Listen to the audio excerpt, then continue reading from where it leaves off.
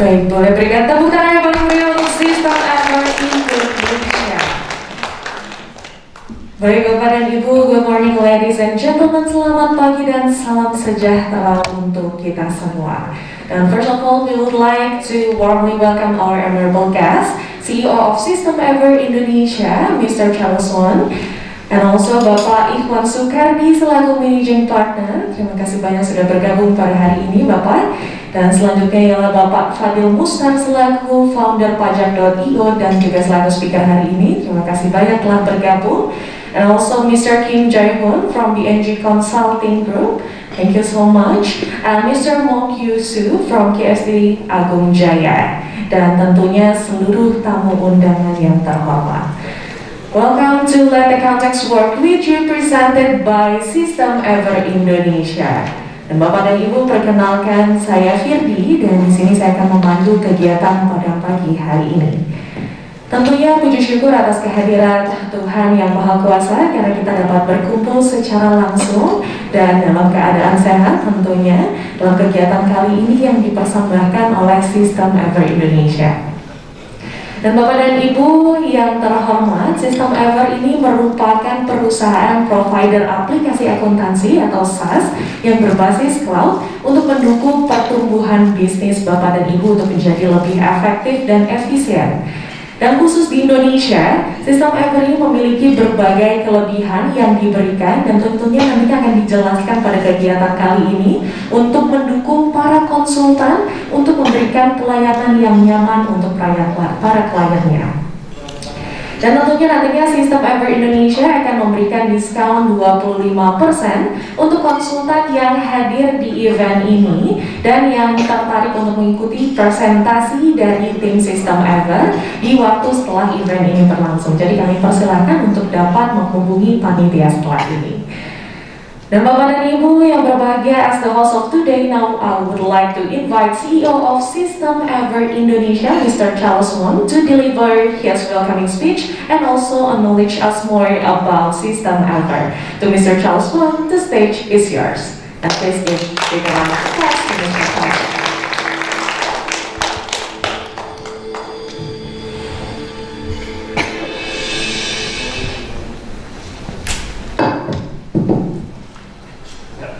Good morning, all of this. First of all, thank you for joining this event, and I'm really honored to stand up in here. Yeah. My name is Charles Gun, and the Korean name is Ochar Gun. And today I will present about why we are here and what we will do.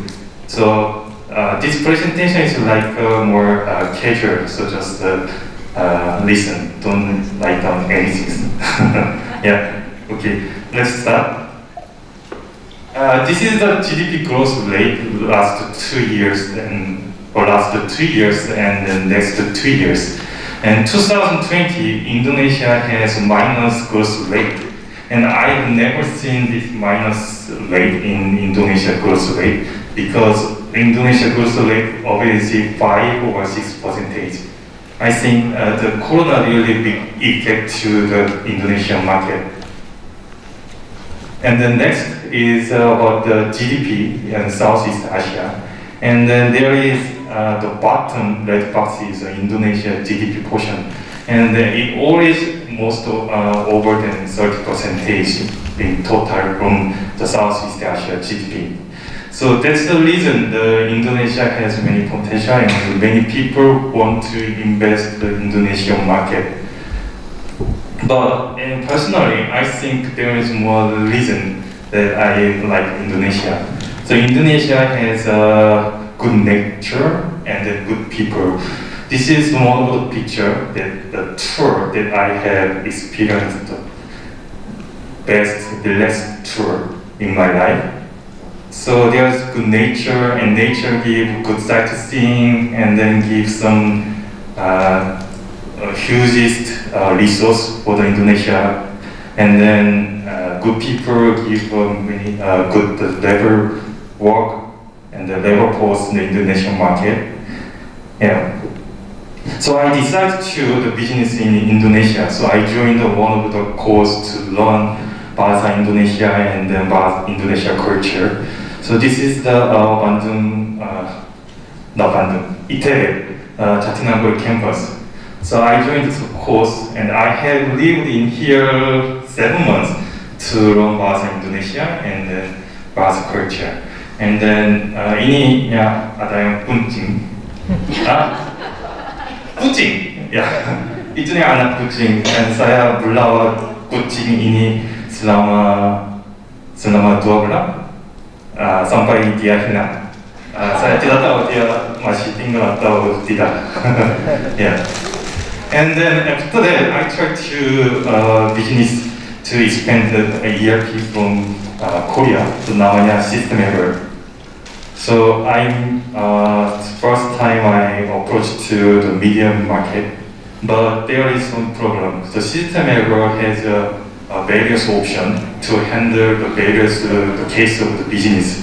So it makes the people input many data in the system, so they have some resist to using the System Ever at the first time. So second, I turned the point to the UMKM. UMKM is need system or not.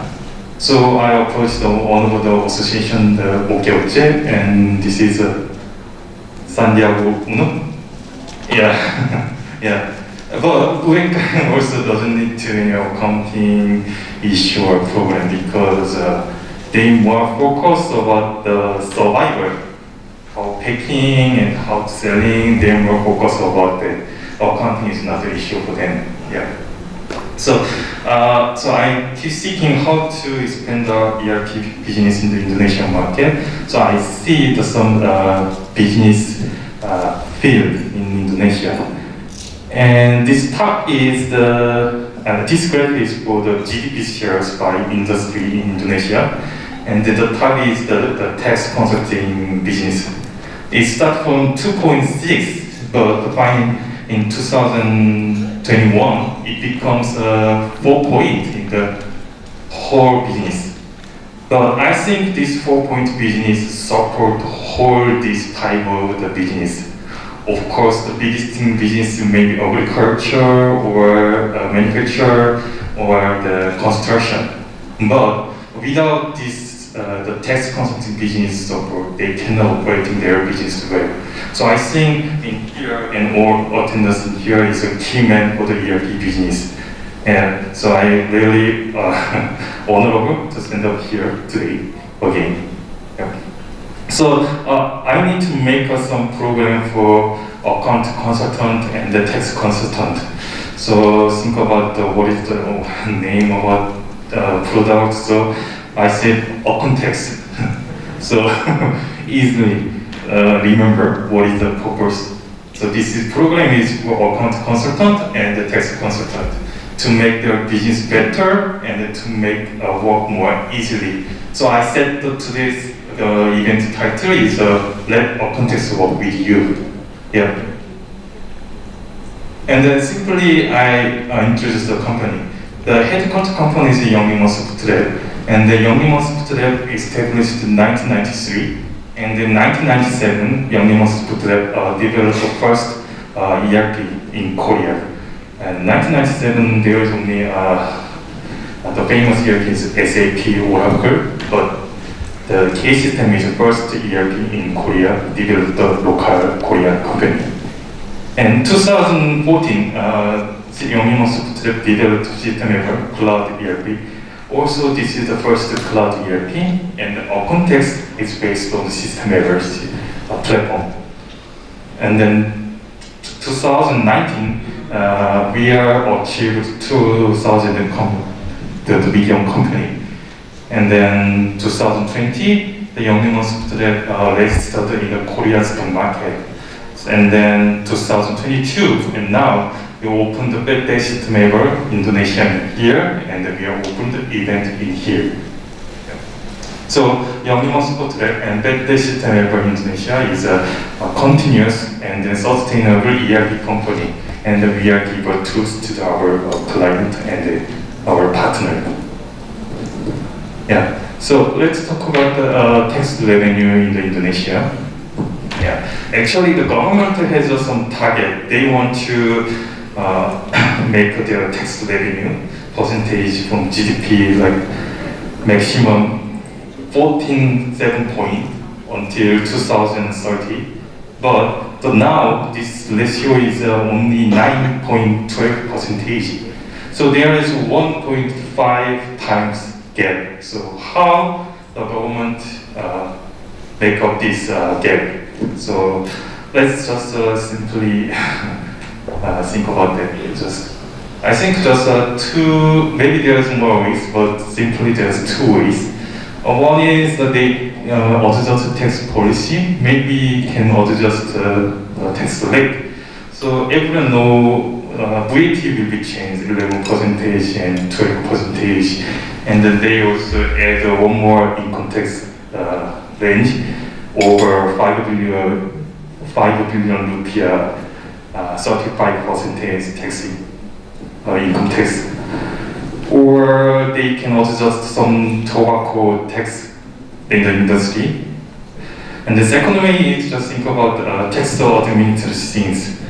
If tax administration system will be improvement, taxpayer can be more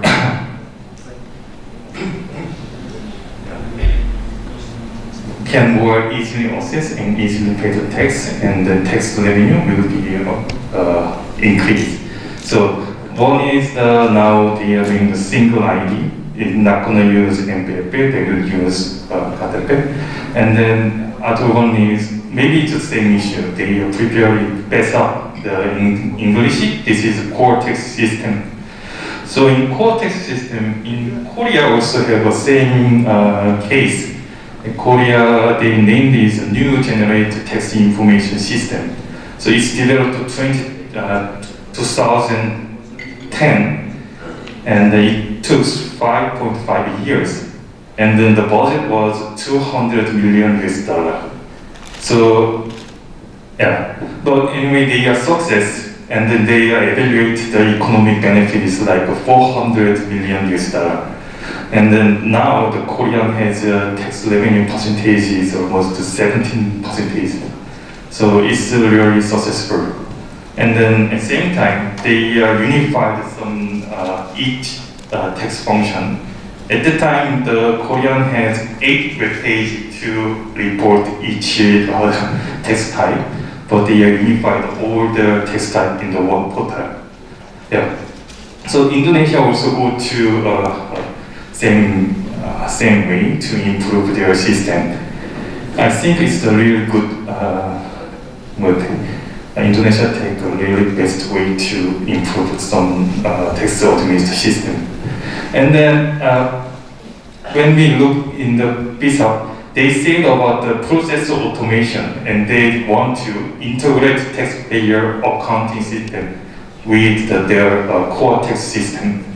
So it means tax data is become based on the accounting transaction. So usually some case some client want to report tax first and then make accounting data based on tax data. But now if we interface the accounting system, it's not gonna do like that. So accounting system is more important, and then cloud-based accounting system is more better for you and for me and using system ever. So if you're using cloud-based accounting system, the client can operate their business, assess the accounting system, and at the same time, the consultant can see the real data and real time, so they don't need to send some data or receive some report in the email. No need like that. Just see the data in the same time, and then they can conversation with seeing the same information. So if your company is not using accounting system, I recommend using the cloud-based accounting system. And if it's a context, that's better for you and better for me. Yeah. So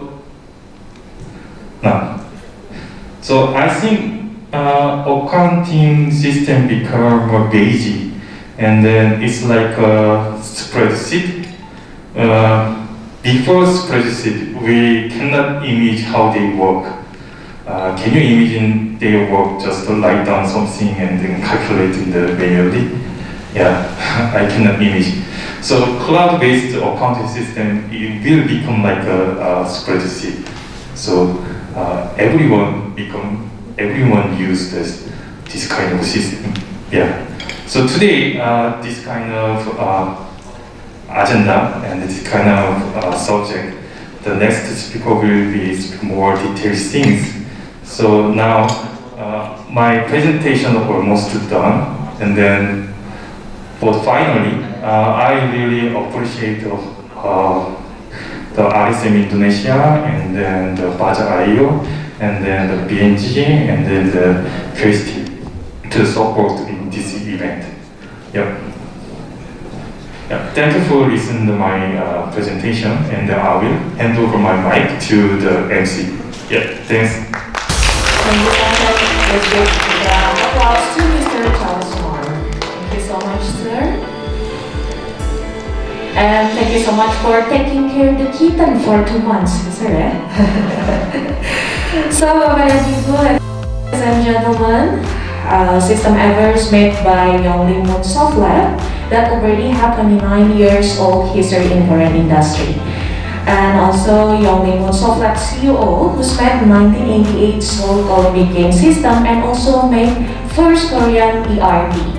And they decided to bring tech to Indonesia, build Accountex for accountants by accountants, and so let accountants work with you.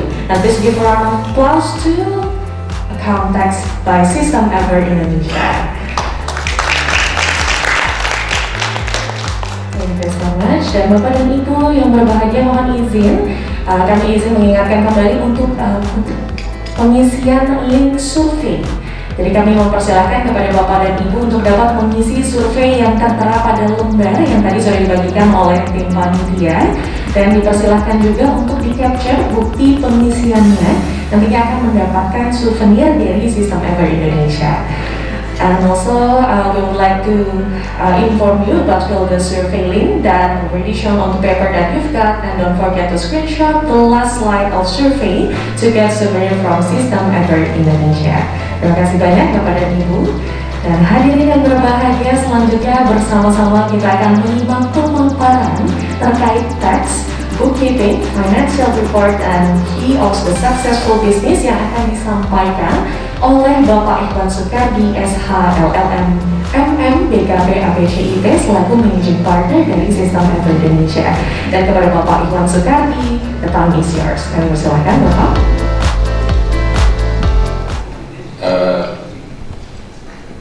Terima kasih MC. Selamat pagi Bapak dan Ibu sekalian. Assalamualaikum warahmatullahi wabarakatuh. Salam sejahtera untuk kita semua. Pagi ini saya mengucapkan terima kasih. Saya sudah izin dan ordernya dari System Ever saya mendeliver dalam bahasa ya Pak Charles. Pertama mungkin terima kasih buat System Ever Pak Charles, Cecilia Utami untuk invitation-nya.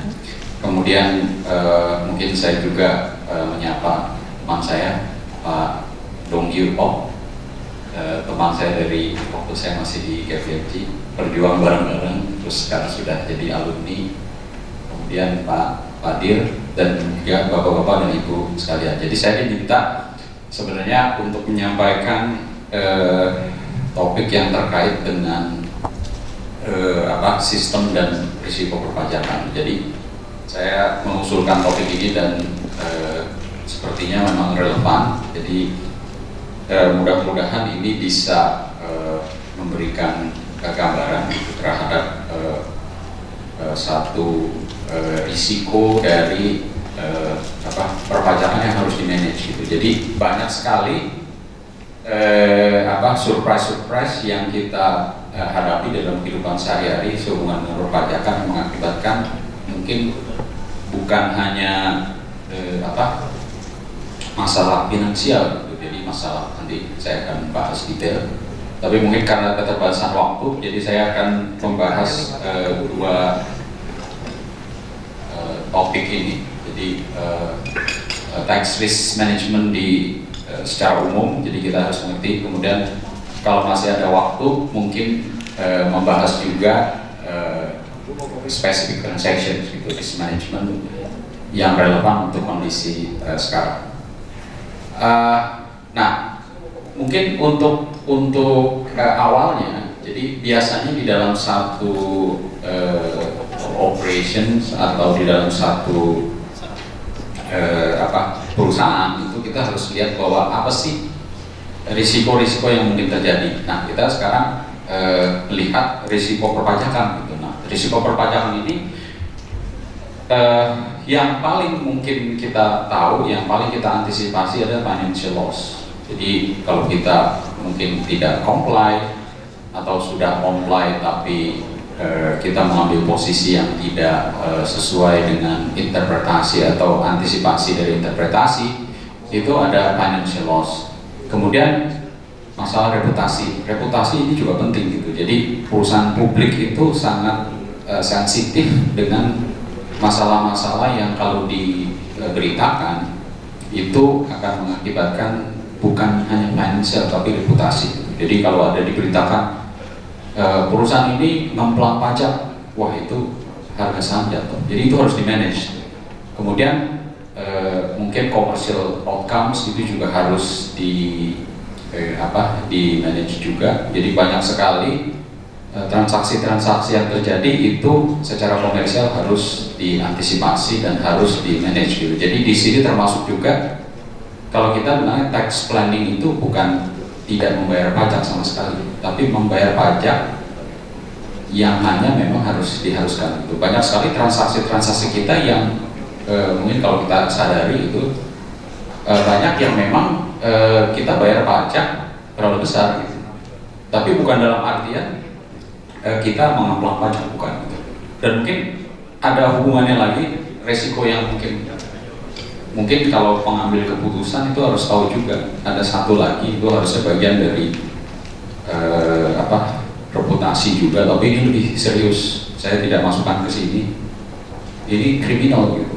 Jadi tax criminal provision itu bisa di-extend pengurus, jadi bisa direktur, bisa komisaris, bisa pemegang saham. Kalau pajak itu kalau kita melakukan sesuatu, jadi pasalnya itu sendiri sangat multi interpretasi dan sangat bisa kemana-mana gitu penafsirannya. Jadi kalau kita melakukan satu rekayasa atau yang dianggap menyalahi aturan pasal 3839 dari Undang-Undang KUP itu bisa kemana-mana. Plus Undang-Undang Penagihan Pajak yang dimana kalau kita tidak membayar pajak, perusahaan bisa di penagihan itu bisa ke pengurus, di freeze bank account-nya.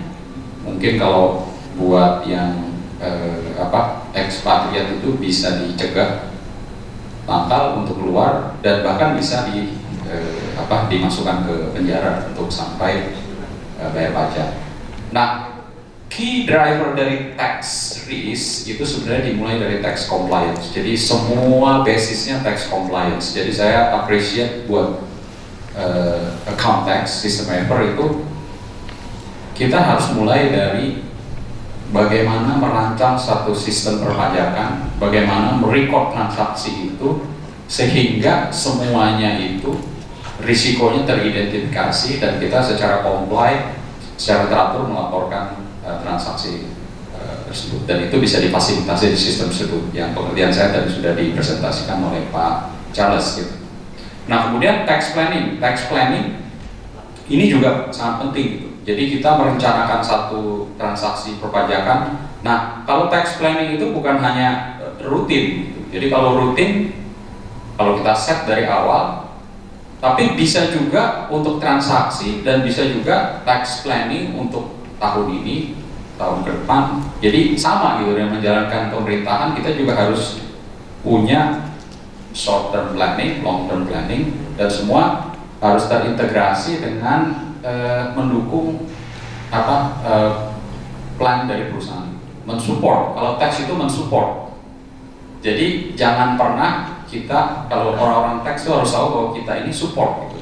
Support bukan arti menghalangi gitu. Jadi commercial team itu selalu panglima dari satu operasi. Jadi kita ini ibaratnya kita ini bisa jadi rem, kita ini bisa jadi kaca spion gitu. Jadi kita harus memberikan rambu-rambu, oh ini nggak bisa gitu, dari depan maupun pada saat operasi. Jadi memang kadang-kadang saya pernah di company juga gitu. Jadi kadang-kadang kita quote dibenci gitu, wah ini menghalangi gitu. Tapi enggak gitu. Tapi itu banyak kejadian bahwa kita bisa menyelamatkan potential risk dari unnecessary corporate action yang tidak memitigasi, yang tidak mengconsider beberapa tax consideration.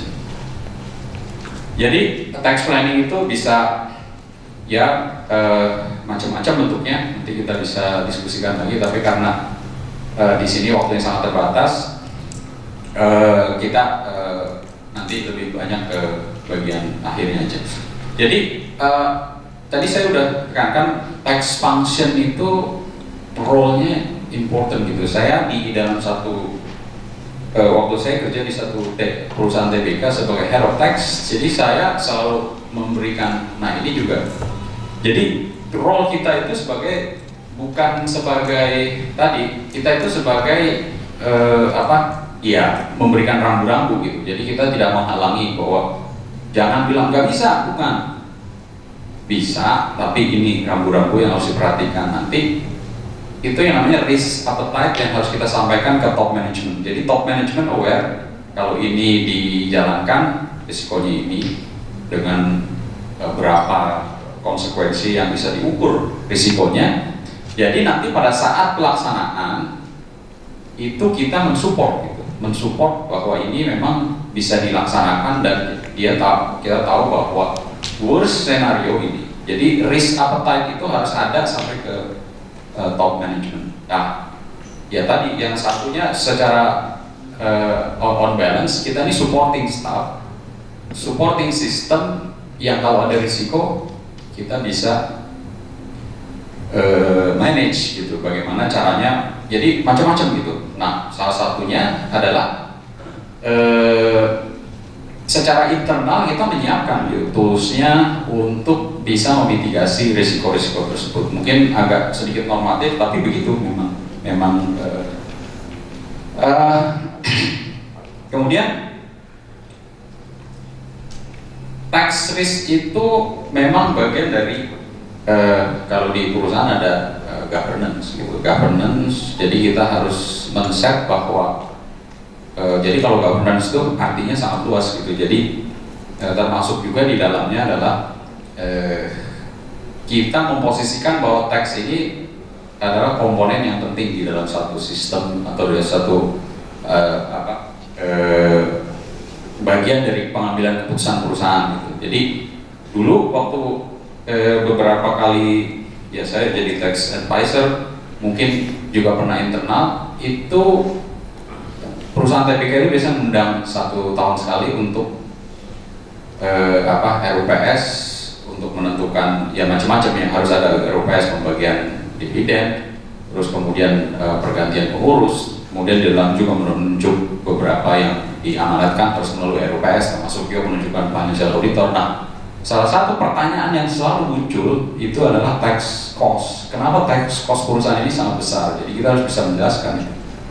Jadi perusahaan itu, tax itu menjadi sangat strategik di dalam operasi perusahaan gitu. Jadi berapa sensitif tax itu bisa mempengaruhi profitable dari perusahaan. Jadi kalau perusahaan itu TBK terus dia dapat tax SKP yang sangat besar, profitnya jadi drop, ya kita yang bisa disalahkan gitu. Jadi itu yang harus kita lakukan. Tapi kalau kita sudah manage itu secara proper, insya Allah ya kita akan bisa ada mitigasinya gitu. Jadi karena ada dua gitu, ada kita yang melakukan planning, dan kalau yang eksternal ini yang mungkin kita bisa mungkin kadang-kadang kita tidak bisa manage, tapi kalau kita udah punya line of defense yang bagus, biasanya kita bisa lebih antisipatif.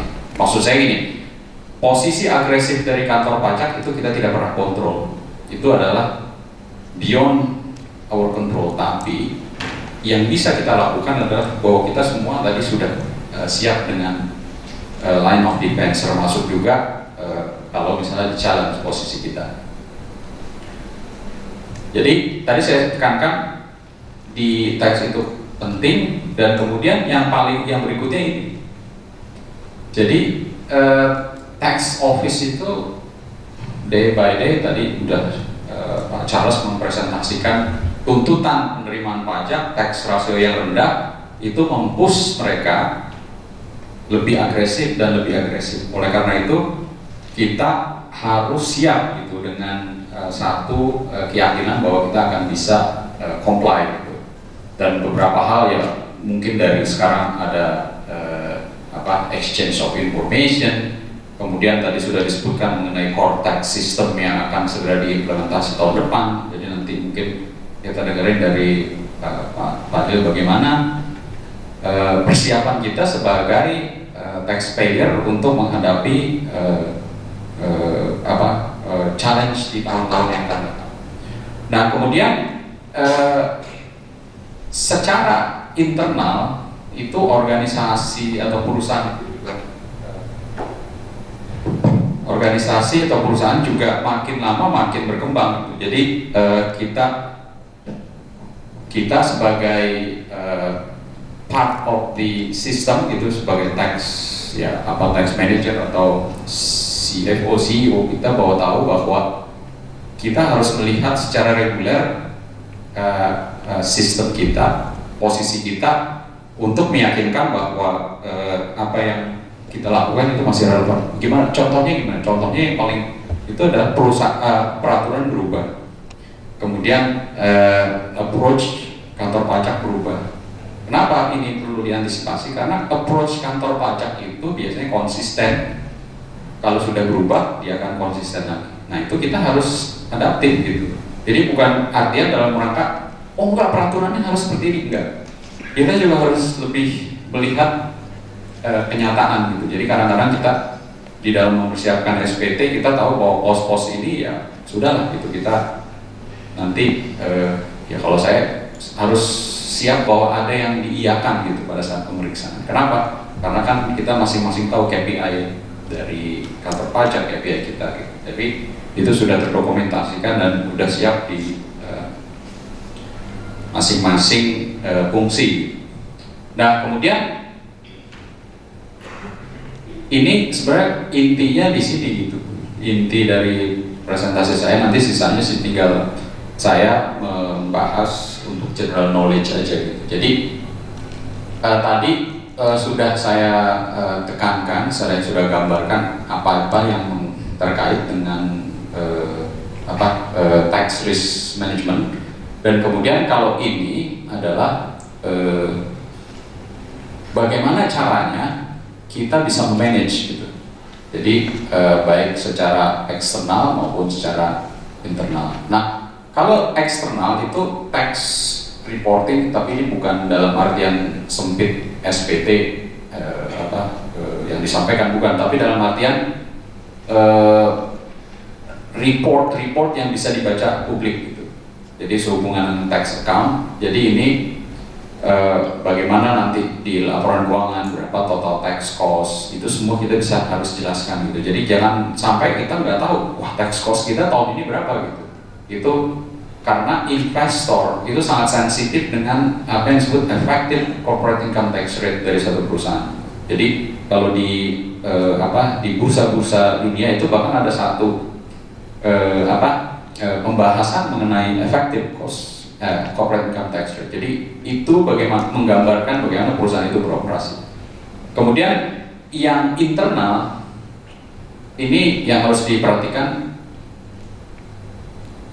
oleh perusahaan, bahwa ini harus punya waktu lebih untuk melihat ini. Nah, kalau di dalam satu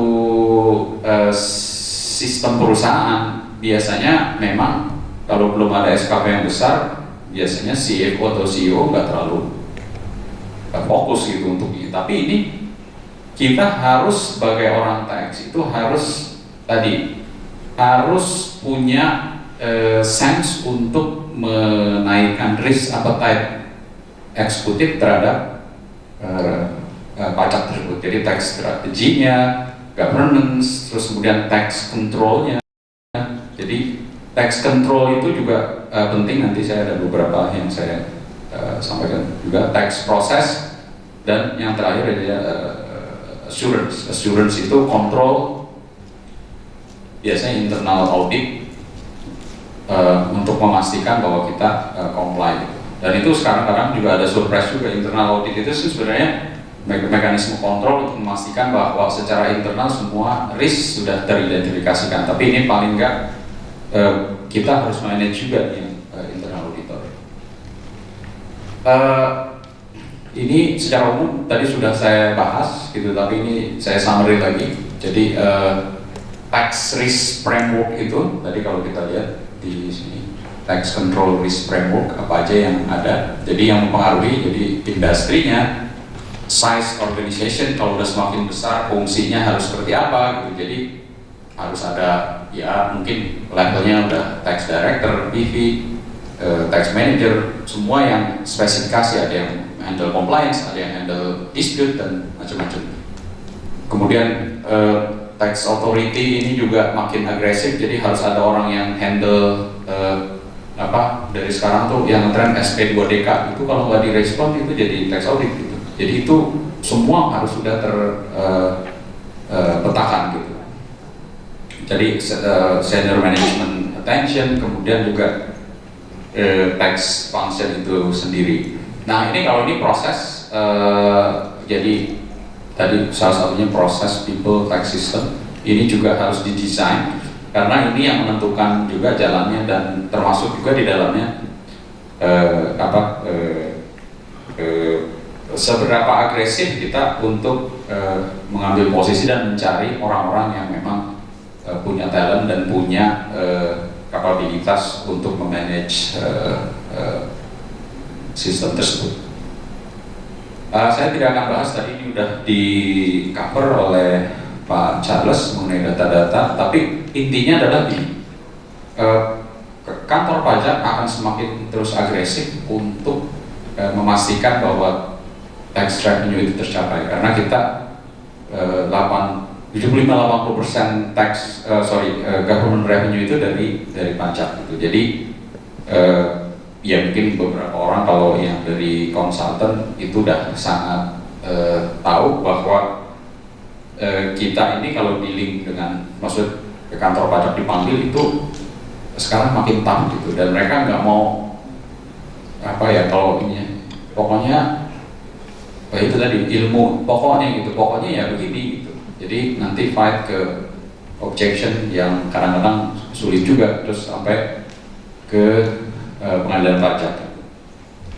Nah, ini profilnya gitu. Jadi profil penerimaan pajak itu akan seperti apa di 2022. Jadi kita harus tahu bahwa sensitivity itu, kalau kita sekarang sih banyak kan, mungkin kalau ada yang melihatnya di KPP LTO, itu apa yang dikatakan oleh beberapa pengamat, ya kalau pajak itu ya jangan berburu di kebun binatang, ya itu benar tuh. Di LTO tuh udah LTO, PMA itu udah habis-habisan gitu, terus digempur gitu.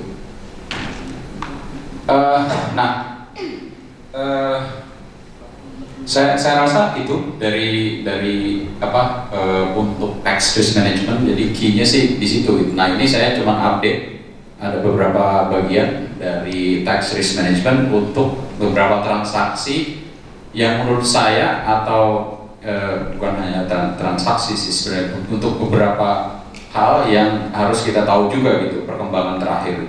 Jadi yang pertama mungkin transfer pricing. Jadi transfer pricing ini sekarang, jadi kalau tahu legal base-nya itu PMK 213. Jadi itu sebenarnya bukan angka yang datang begitu aja gitu. Jadi kalau di internal DJP itu jokesnya 213 itu adalah dalam 2 tahun BEPS 13 akan di-enforce gitu.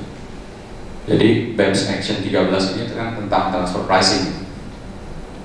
Jadi 2 tahun dan udah lewat ini. Jadi kalau 2017 misalnya, harusnya 2019-2020 tahun pajak 2020 itu udah sangat banyak sekali masalah transfer pricing issues gitu. Jadi itu juga harus di-manage.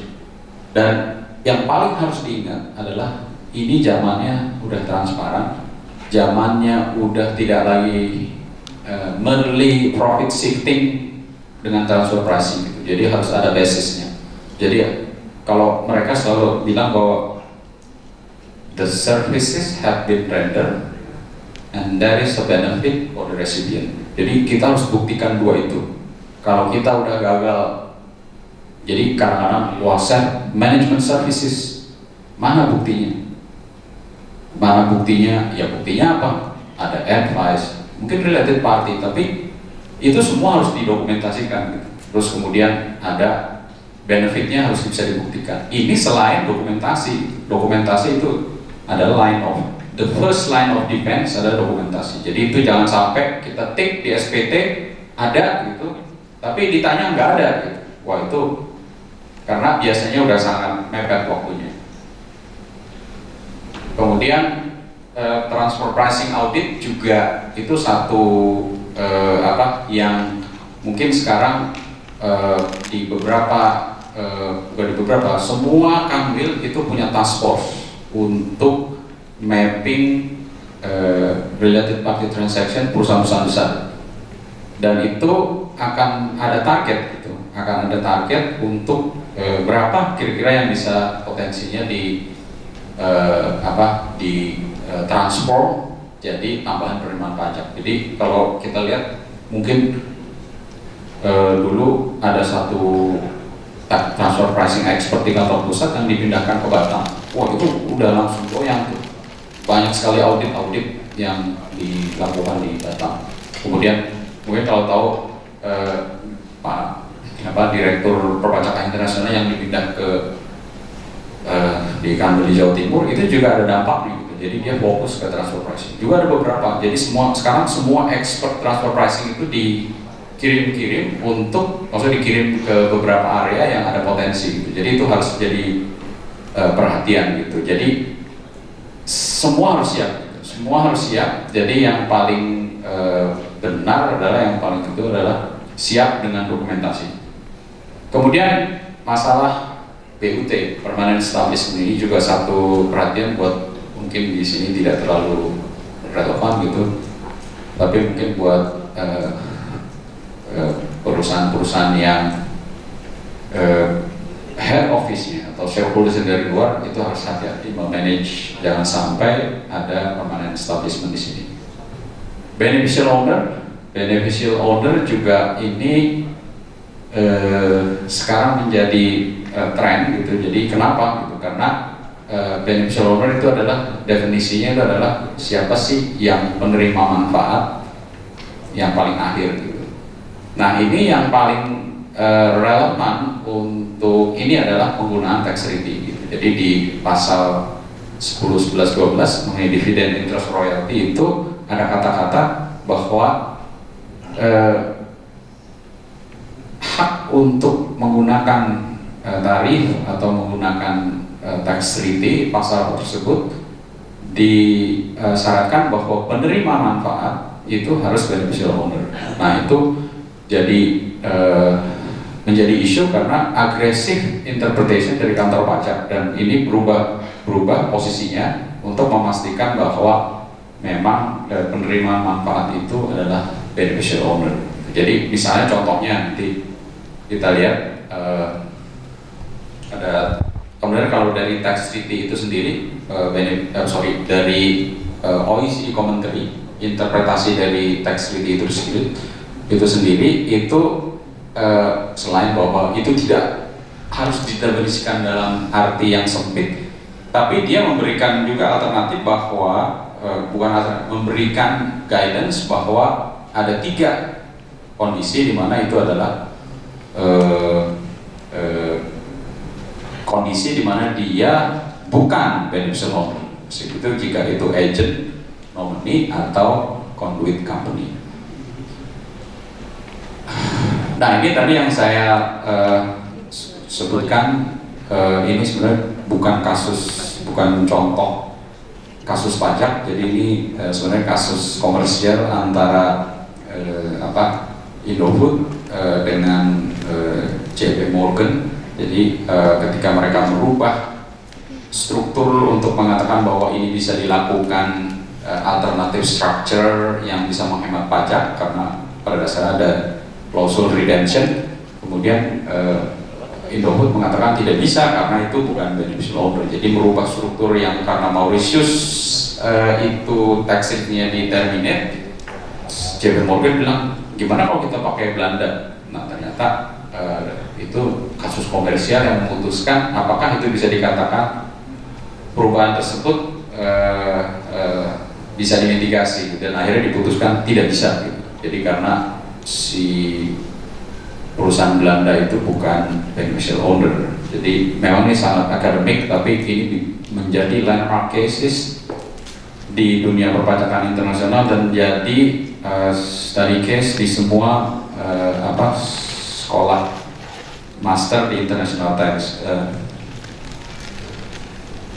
Mungkin ini BEPS update, saya pikir tidak perlu saya bahas satu persatu. Jadi ini ada 15 updates yang mungkin relevan untuk kita nanti dicek aja. Saya yakin nanti slide-nya akan didistribute. Kita ada di mana gitu. Tapi paling tidak kita tahu bahwa Indonesia itu termasuk pioneer untuk mensupport BEPS action tersebut ini. Dan yang terakhir mungkin yang pilar 1, pilar 2 mengenai taxing the digital economy.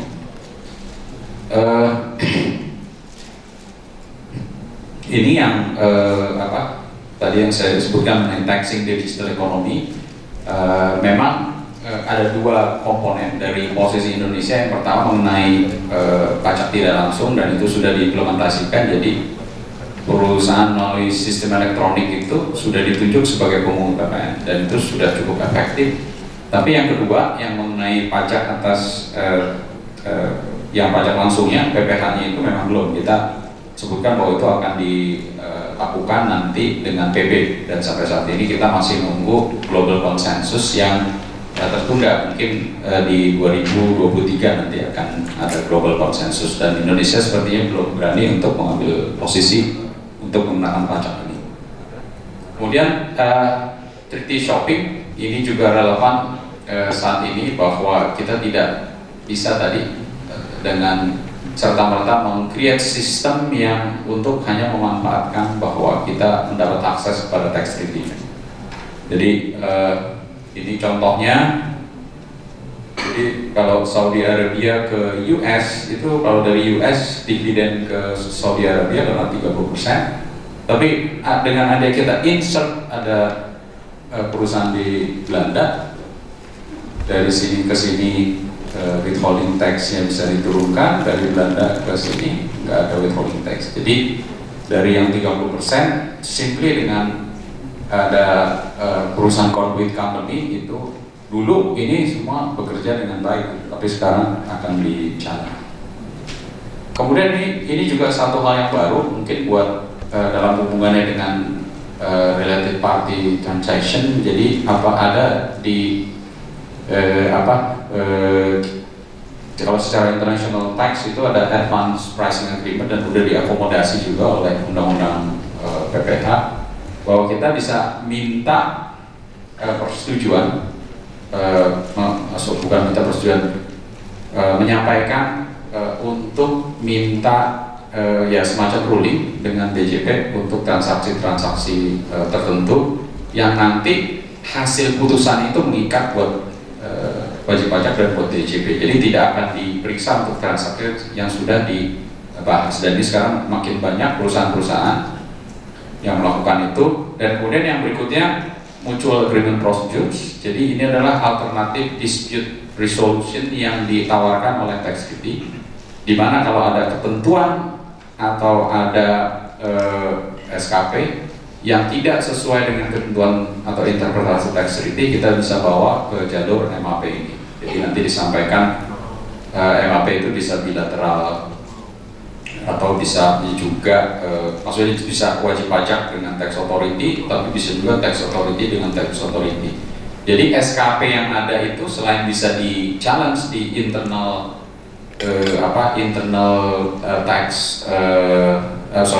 domestic tax resolution, jadi melalui keberatan banding dan ke Mahkamah Agung, bisa juga melalui MAP.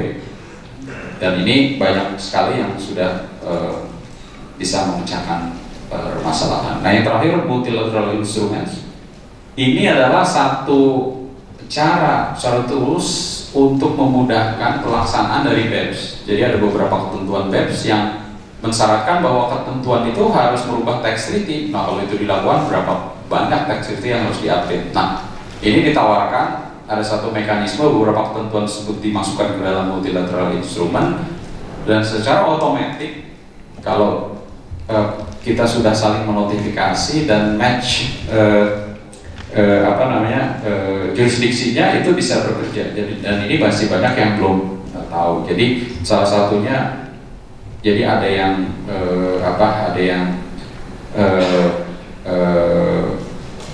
ketentuan tersebut mengikat, ada juga yang pilihan. Jadi itu tergantung posisinya masing-masing, dan itu ada kalkulatornya yang bisa kita cek. Jadi ini banyak yang belum tahu, termasuk juga dari DJP, mungkin beberapa masih ada yang belum tahu. Mungkin dari saya itu, mudah-mudahan waktunya tidak melebihi dari 30 menit, dan saya sekali lagi saya ucapkan terima kasih buat Pak Charles atas undangannya. Saya rasa forum-forum seperti ini dan juga mungkin alternatif untuk meningkatkan kepatuhan wajib pajak, termasuk juga dari account tax, itu kita harus support biar nanti tujuan pemerintah ya untuk paling ke gap mengenai tax ratio ini bisa tercapai. Terima kasih. Wassalamualaikum warahmatullahi wabarakatuh. Saya kembalikan ke Waalaikumsalam warahmatullahi wabarakatuh. Dan Bapak dan Ibu tadi sudah dijelaskan bersama-sama oleh Bapak Ikhwan Sukardi bahwa diperlukannya dalam memahami tax risk ini pentingnya manajemen yang efektif dengan menentukan tax risk untuk mitigasi resikonya. Kita tadi juga sudah dijelaskan dengan key point yang sangat luar biasa dari Bapak Ikhwan Sukardi.